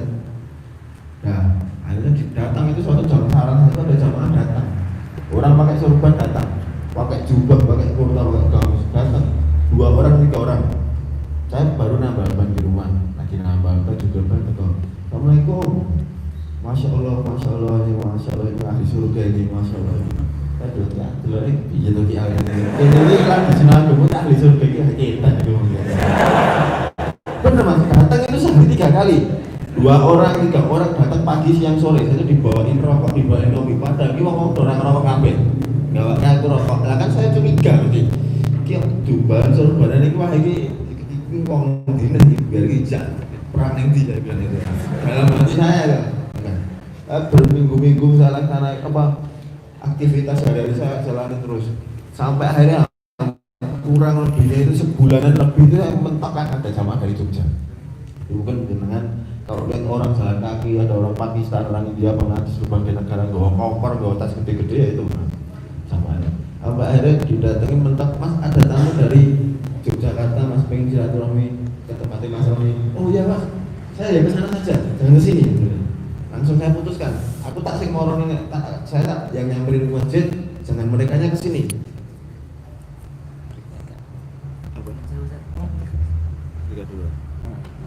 Oh iklan? Ya Pak, ganti mas. Oh ganti mas kecil. Maksudnya lagi. Lanjutin lagi bentar lagi. Nah, singkat cerita. Sampai akhirnya aku didatangi jamaah Jogja, saya saja yang kesana, jangan mereka yang kesini. Karena diusir malah saya senang mas. Diusir itu banyak, alhamdulillah dapat sunnah Rasul. Diusir mas itu, mas lu mau jodoh ini diusir gitu malah do senang. Jamaah itu malah senang. Alhamdulillah dapat sunnah Rasul. Diusir malah senang. Dapat sunnahnya dari baginda Nabi SAW. Sampai akhirnya singkat cerita, saya datang di satu jamaah itu jamaah dari Jogja. Habis jamaah dari Jogja itu saya ngeliatin hari pertama nggak ada kesan sama sekali, hari kedua itu saya kesan kenapa ada orang bertato bisa bicara perkara amal agama ini, bisa bicara perkara hidayah. Dan di situ saya bengong, tanya sama jamaah, mas belajarnya di mana? Saya pengen ikut, saya bilang gitu. Saya pengen ikut. Oh di Solo ada mas di Masjid Al-Ikhmah Tanjung Anom Surakarta, di sana aja. Saya tengok ke sana, datang ketemu salah satu ada jamaah, ada orang tua jenggotnya panjang sorbanan. Masya Allah ahli surga ini, ahli surga. Bingung, wah ini apa ini? Bingung kan? Itu lanang dolanan dirangkul diambung gini. Kowe iki ngerokok di lho haram tak uncake berarti. Karena masih sifat jalanannya masih ada itu tadi ya. Karena apa namanya baru belajar kurang ngaji tok, tapi enggak belajar adab itu tadi, bahayanya di situ. Ketika kita ini belajar, kita harus belajar apa adab dulu. Ketika kita belajar adab, maka di situ akan ada ilmunya. Tapi kalau kita ini belajar ilmu, di situ belum tentu ada adabnya gitu. Maka adab itu dari dasar segalanya, dari agama itu adab dulu. Kepada guru, kepada orang tua, kepada kiai, kepada ulama dan lain sebagainya. Sampai akhirnya singkat cerita, saya ikut atut jamaah itu, saya mikir saya ikut sekali ini aja, besok saya nggak mau ikut lagi. Sampai akhirnya saya kemakan sama omongan saya sendiri. Saya ikut 3 hari, 20 hari, 40 hari itikaf di masjid-masjid. Sampai akhirnya ikut 40 hari tahun kemarin itu tahun 2019 keluar 4 bulan kan. Keluar 4 bulan 120 hari ki orang ngomong mas. Udutan yang jauh masjid udut bareng ke masjid orang udut. 120 hari enggak pulang rumah. Udah. Terus buat jauh lah buat perkara apa namanya mudzakarah, perkara iman dan amal soleh, mudzakarah, adab-adab dari kamar mandi, dari tidur, dari apa namanya istinja, dari apa kita silaturahmi, sampai kita masuk ke rumah orang ini sampai nggak boleh karena di dalam rumah orang ini adalah auratnya gitu. Sampai kita belajar adab-adab awas detail itu. Sampai kita ada pun garam itu kelihatannya sepele. Kita makan garam itu ada sunahnya juga. Sebelum kita makan, kita garam ini kita taruh di langit-langit. Allahumma fi amalina. Kita makan garam, fadilahnya dapat menangkal 70 penyakit. Di pondok nggak diajarkan. Nah, Setelah kalau sepelatan makan pakai di pulau, di pulau ini pakai nampan bareng berjamaah, kita sila dari mana sih? 1, 2, 3, 4. Nah, itu ada kandungan zat asam yang dapat menghancurkan dapat menghancurkan makanan dalam perut ini lebih cepat. Jadi ketika kita belajar sunnah ini, di balik sunnah ini ada kejayaan. Terus kita yakini juga. Ganti. Silakan. Ya, mungkin karena mempersingkat waktu ya Mas Roni, ini saya lanjut. Saya juga sedikit aja ya. Jadi awal saya mendapatkan hidayah itu tahun 2018 awal. Januari itu saya masih dapat undangan ngeband di Jogja, dan alhamdulillah Februari itu saya hijrah. Jadi sebelum saya seperti ini tuh saya mendapatkan hidayah itu dari mimpi. Jadi saya itu masih bekerja di di dunia malam. Saya itu bermimpi, saya itu sudah melihat diri saya itu sudah mati, saya sudah meninggal. Jadi saya berdiri, saya melihat saya itu tubuh saya itu sudah dimandikan, sudah dikafani, sudah banyak orang menangis, orang takziah itu. Padahal saya itu masih berdiri di situ. Saya tanya pada ibu saya cuma nangis. Itu sopo bu? Itu lah aku sih urip, aku sih sehat yang ini. Tapi kok sopo? Kok mirip aku yang dimandikan, yang terbujuk aku tersebut. Dan akhirnya saya terbangun dari mimpi tersebut. Saya terbangun itu langsung duduk diam itu dengan rasa ketakutan yang saya seumur hidup saya itu baru saya rasakan yang sangat takut itu. Jadi itu tadi beneran apa cuma mimpi? Tapi kalau beneran kok mimpi? Tapi kalau mimpi kok kayak beneran? Jadi setelah saya mendapatkan itu tuh saya masih aktivitas sebagai bekerja di klub-klub malam, diskotik itu, tapi saya sudah kayak ada yang mantau. Jadi paranoid. Kayak ada yang ngawasi. Setiap saya lihat nggak ada, tapi kayak ada yang nyorot terus gitu. Rasa ketakutan itu, gede banget takutnya itu. Kayak ada yang ngeliatin terus. Saya kemanapun berada itu saya ada yang ngeliatin terus. Nah, di situ tuh saya sebenarnya pengen langsung pergi ke masjid untuk sholat, untuk ngaji, tapi karena lingkungan itu tadi ya masih zona nyaman dan teman-teman saya itu tidak mendukung untuk saya untuk lebih baik lagi. Jadi masih belajar itu terus maksiat. Akhirnya sama Allah itu dikasih daya lagi yang lewat mimpi lagi. Jadi setelah saya mendapatkan mimpi, selang beberapa bulan saya juga mendapat mimpi lagi masih tentang kematian, yaitu menimpa almarhum ibu saya. Nah, yang mimpi kedua ini saya itu lebih ibaratnya itu sudah biasa. Mimpi ini kok, padahal mimpi itu sudah lama, udah beberapa bulan yang lalu, tapi kok kayak masih melekat, masih dekat. Nah, ini ada apa ini? Kok tentang kematian? Yang pertama itu saya itu melihat diri saya sendiri, yang kedua itu almarhum ibu saya. Nah, akhirnya saya itu gak iso ini terus. Akhirnya saya bingung, ini nanti dia ke masjid isin, di Tampura. Nah, akhirnya saya suatu hari saya menemukan akun Instagram teman saya yang dulu yang ngajak saya ke perjalanan itu, ternyata Qadarullah sudah hijrah. Postingannya itu tentang Islam semua. Akhirnya saya japri, ini tak japri semuanya. Saya ceritakan semua, saya itu ingin hijrah, saya itu ingin tobat, saya itu ingin kembali ke jalan Allah. Akhirnya saya sama teman saya itu dikasih masukan gini, kalau kamu pengen hijrah, kalau kamu pengen tobat, ya tinggalkanlah duniamu itu. Kenapa? Kalau kamu masih di lingkungan seperti itu susah, apalagi dengan teman-teman yang ibaratnya tidak mendukung kamu untuk berubah. Akhirnya saya disuruh pulang. Kalau kamu pengen hijrah, itu pulanglah. Di sini tuh banyak majelis taklim, komunitas hijrah itu di Karanganyar Solo itu banyak sekali. Nah, akhirnya sama teman saya itu suruh pulang. Nah, ini yang berat dari saya itu, kalau saya pulang itu saya di rumah mau kerja apa. Nah, yang kedua, di Surabaya itu saya ibaratnya cari uang, cari kesenangan materi, semua kesenangan itu saya dapatkan. Apalagi dengan kelompok gangster saya itu tadi. kalau saya tinggalkan itu bagaimana? Nah, itu membuat saya galau, saya bingung. Akhirnya saya sama teman saya itu kayak diyakinkan terus, wes loh, kue hijrah karena Allah, insya Allah diganti ya Allah. Walaupun nggak sebesar yang di Surabaya, insya Allah, tapi keberkahannya itu yang penting. Nah, kamu di Surabaya gajimu piro sekian, tapi itu hasilnya kok nggak apa, yoi, kamu keberkahan dari Allah. Akhirnya saya putuskan, saya pamit ke teman-teman saya mau pulang, saya nggak balik ke situ, saya mau tobat. Diketawain sama teman saya. Loh, mau ada tobat barang, gue seno. Tobat itu sebenarnya wis tuwo. Sholat tau wis gak senang lagi, senang-senang wis wae. Nah, itu teman saya itu bilang kayak gitu lah. Padahal kan contoh-contoh teman saya itu yang meninggal karena overdosis itu banyak. Contoh-contoh nggak usah jauh-jauh. Teman saya yang bartender itu kan mungkin karena ngawur ya, tubuh kita itu kan dalamannya itu nggak tahu kayak apa. Nah, minum dicampur iki akhirnya jebol. Banyak contoh kasus seperti itu, tapi ya kayak mungkin karena apa ya itu tadi belum ada hidupnya tadi, jadi doi biasa lah. Teman-teman saya besok benar mati loh, nggak nunggu apa nggak usah apa tobatnya nanti aja wis tunggu. Padahal kan banyak contoh teman-teman saya itu yang meninggal karena overdosis.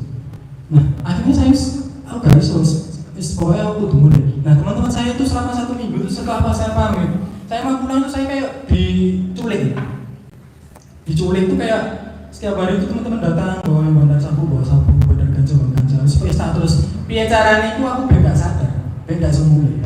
Nah, akhirnya tuh saya hubungin teman saya itu, piye aku diracuni terus sampai gak semula. Wis bismillah wae bawa niat nih karena Allah juga turun bantu Allah malah mudah. Akhirnya seminggu setelah saya diculik sama teman saya itu saya pesta.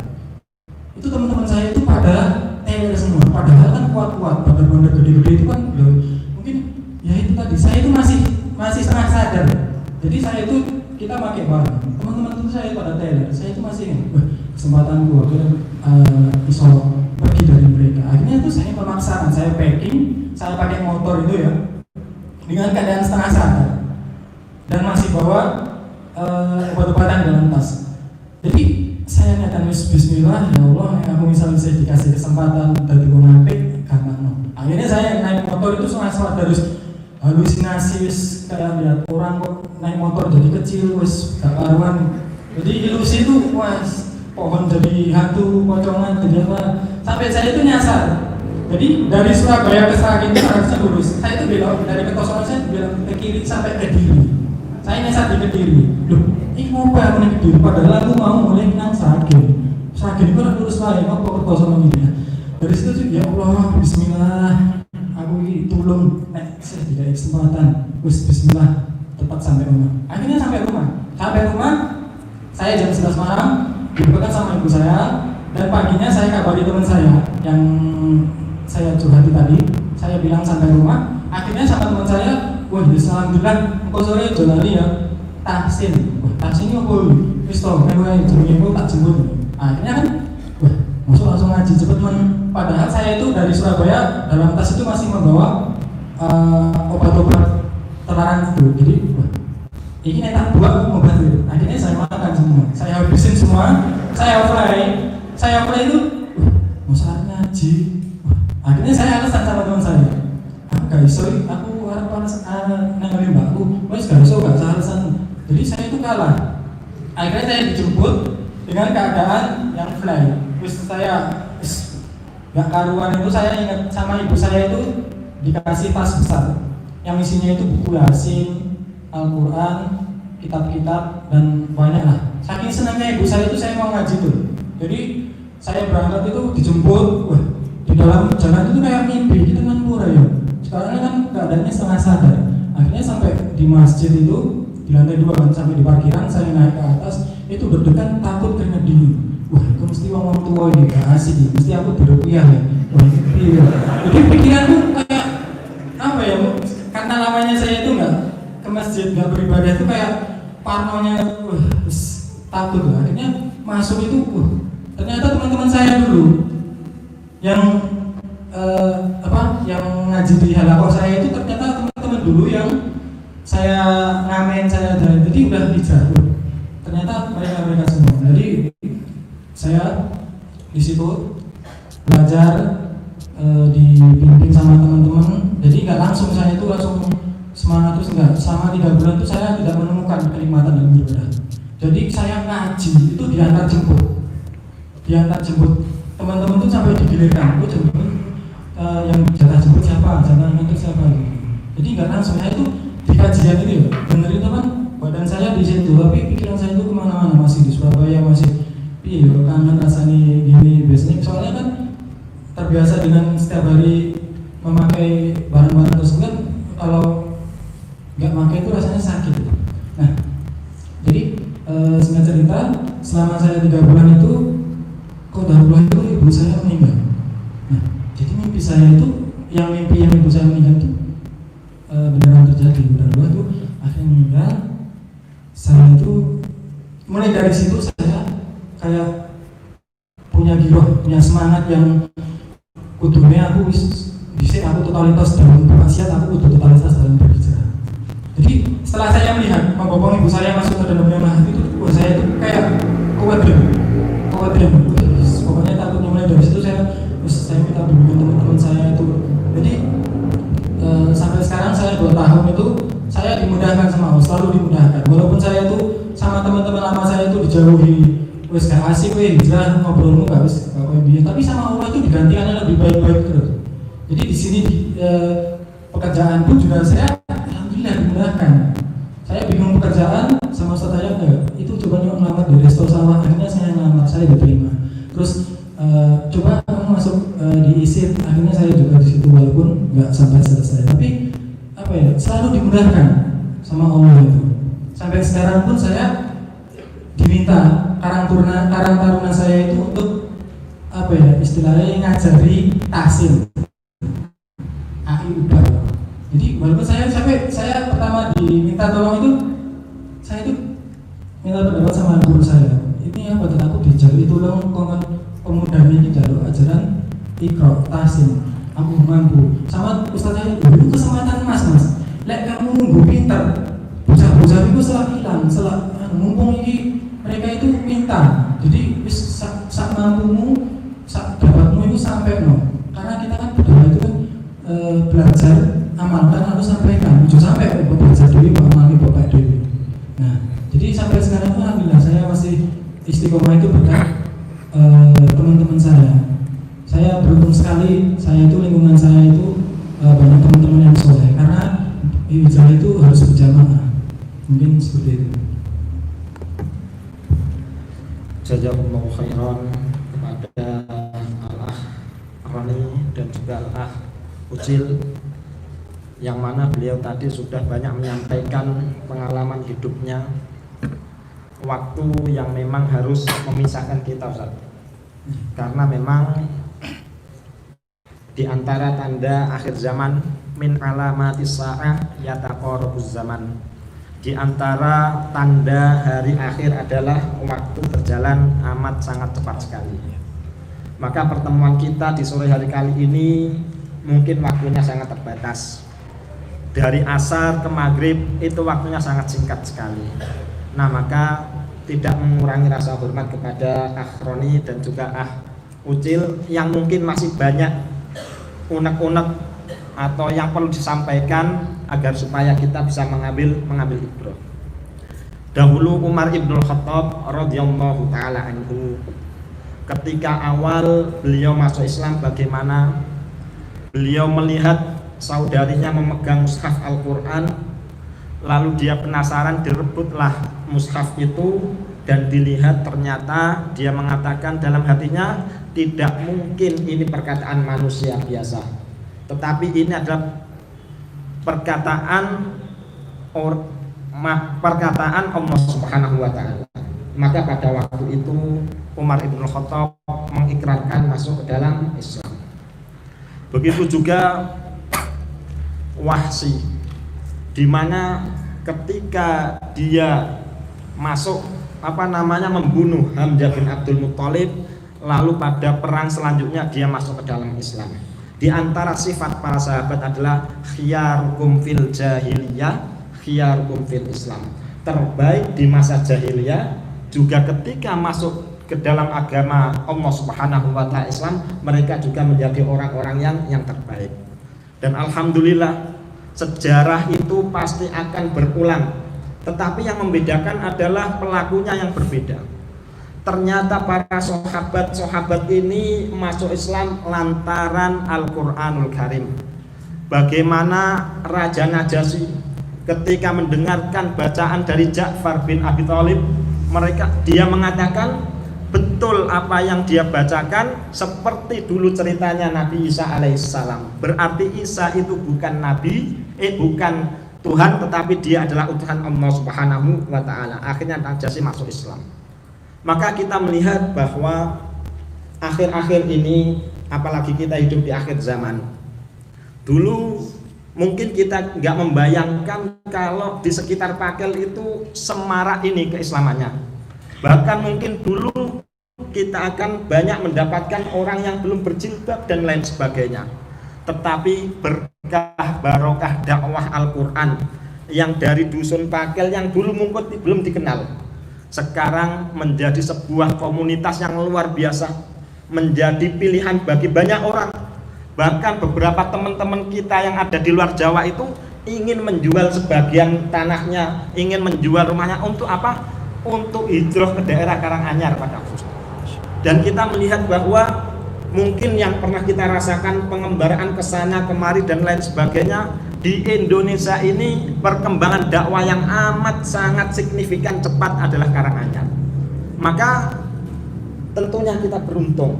Di antara keberuntungan kita sebagaimana yang dikatakan kama qala Rasulullah Muhammad sallallahu alaihi wasallam, innallaha idza ahabba qauman istakmala.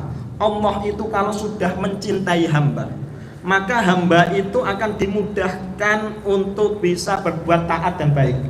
Yang kedua adalah kalau Allah sudah mencintai seorang hamba, maka kita ditempatkan di tempat-tempat yang baik. Maka berkumpulnya kita di tempat ini, di majelis ini bukan kehendak kita, tetapi karena izin dan takdir daripada Allah Subhanahu wa taala. Dan mudah-mudahan apa yang kita kerjakan di sore hari kali ini bentuk syukur kita atas nikmat hidayah yang diberikan oleh Allah, dan husnudzon kita bahwa kita ini menjadi orang insya Allah calon-calon penghuni surga Allah Subhanahu wa taala. Allahumma amin. Innallaha wa malaikatahu yusholluna 'alan nabi. Ya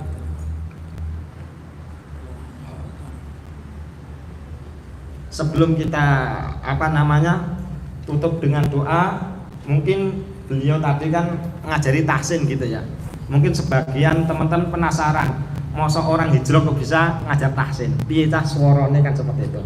Maka coba kita cek sebentar, dan dia tadi bukan masalah sombong atau tidaknya, dia meminta untuk membaca ayat Ar-Rahman kalau nggak salah gitu ya, agar supaya yang lainnya bisa mengikuti seperti dia aja bisa, apalagi yang lain-lainnya. Insyaallah, monggo silakan.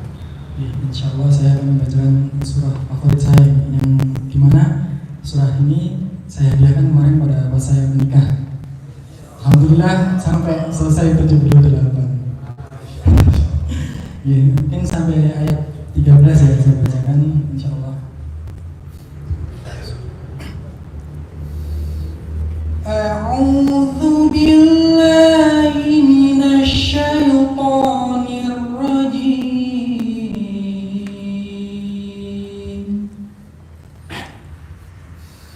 Bismillahirrahmanirrahim.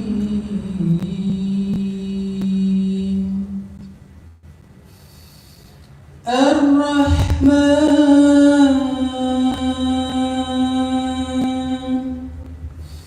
'allamal Qur'an, khalaqal insan,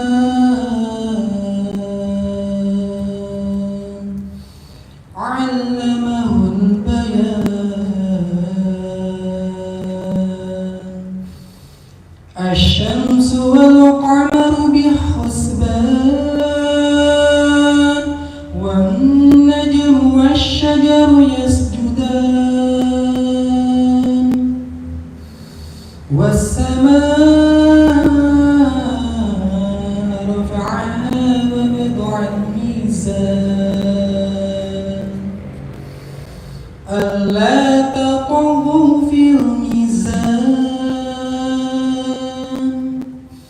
وأقيموا الوزن بالقسط ولا تخسروا الميزان والأرض وضعها للأنام فيها فاكهة والنخل ذات الأكمام والحب ذو العصف والريحان فبأي آلاء ربكما تكذبان صدق الله العظيم Sadaqallahul adzim. Allahumma hamna bil Quran. Mudah-mudahan lantunan ayat suci Al-Quran yang beliau bacakan dari surat Ar-Rahman semakin menambahi barokah perkumpulan kita pada sore hari kali ini. Mari kita tutup pertemuan pada sore hari kali ini sesi yang pertama, dan insya Allah nanti akan dilanjutkan pada maghrib bersama beliau Al-Ustaz Syihabuddin Abdul Muiz hafidhahullah ta'ala. Mari kita berdoa kepada Allah Subhanahu wa ta'ala, mudah-mudahan dengan Al-Quran Allah mengangkat derajat kita sebagaimana yang dikatakan oleh Rasulullah Muhammad sallallahu alaihi wasallam, innallaha yarfa'u bihadzal kitabi aqwaman wa yad'u bihi akharin. Allahumma sholli ala Muhammad wa ala ali Muhammad kama shallaita ala Ibrahim wa ala ali Ibrahim wa barik ala Muhammad wa ala ali Muhammad kama barakta ala Ibrahim fil alamin innaka Hamidum Majid. Innallaha wa malaikatahu yusholluna 'alan nabi ya ayyuhalladzina amanu shollu 'alaihi wa sallimu taslima. Allahumma ighfir lil muslimina wal muslimat wal mu'minina wal mu'minat al ahya'i minhum wal amwat innaka sami'un qaribun mujibud da'wat wa ya qadiyal hajat. Allahumma la tada' lana dhanban illa ghafarta wala dainan illa qadaitah wala hajatan min hawaijid dunya wal akhirah illa qadaitaha ya arhamar rahimin. Rabbana atina fid dunya hasanah wa fil akhirati hasanah wa qina adzabannar. Wa sallallahu ala habibina wa maulana Muhammadin wa ala alihi wa sahbihi wa sallim. Selanjutnya kami kembalikan kepada pembawa acara. Barakallahu fikum wa jazakumullahu khairan. Akhir da'wana alhamdulillahi rabbil alamin. Assalamualaikum warahmatullahi wabarakatuh.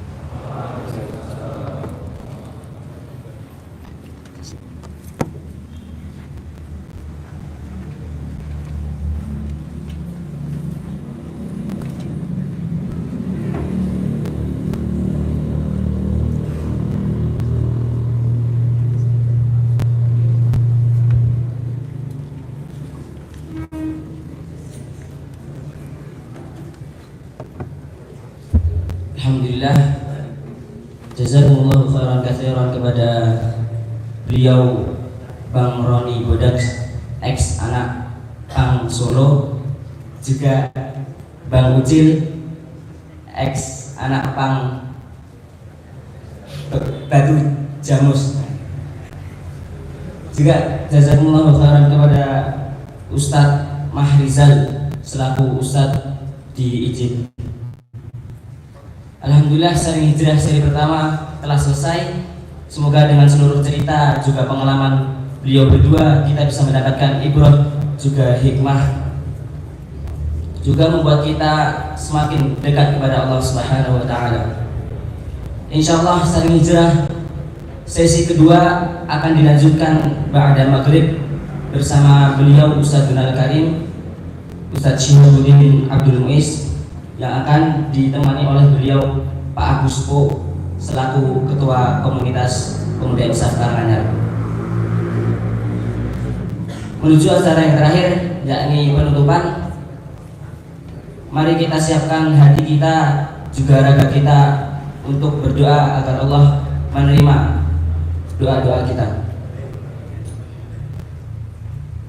Mari kita tutup acara sharing hijrah sesi pertama ini dengan bacaan doa kafaratul majlis.